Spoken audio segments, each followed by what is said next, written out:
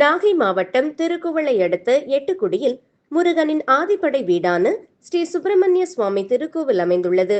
இக்கோவிலில் வைகாசி மாத கிருத்திகை நட்சத்திரத்தினை முன்னிட்டு இன்று காலை முதல் பல்வேறு பகுதிகளில் இருந்து வந்திருந்த ஏராளமான பக்தர்கள் வரிசையில் காத்திருந்து முருகப்பெருமானை தரிசனம் செய்தனர். கூட்ட நெரிசலை குறைக்கும் வகையில் அர்ச்சனைக்கு தனி ஏற்பாடு செய்யப்பட்டு உற்சவரான ஆறுமுக வேலர் வள்ளி தேவானையுடன் எழுந்தருளி பக்தர்களுக்கு அருள் பாலித்தார்.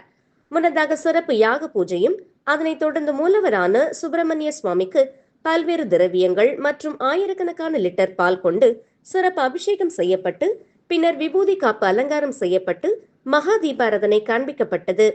நாகை மட்டுமன்றி திருவாரூர், காரைக்கால், மயிலாடுதுறை உள்ளிட்ட பல்வேறு மாவட்டங்களைச் சேர்ந்து திரளான பக்தர்கள் பங்கேற்றனர். கிருத்திகை நட்சத்திரம் மட்டுமன்றி அமாவாசை மற்றும் கோடை விடுமுறை என்பதால் சுற்றுலா பயணிகளின் வருகையும் அதிகரித்து காணப்பட்டது. தொடர்ந்து இரவு வெள்ளிமயில் வாகனத்தில் வள்ளி தேவானையுடன் முருகப்பெருமான் எழுந்தருள வீதி உலா காட்சி நடக்க உள்ளது.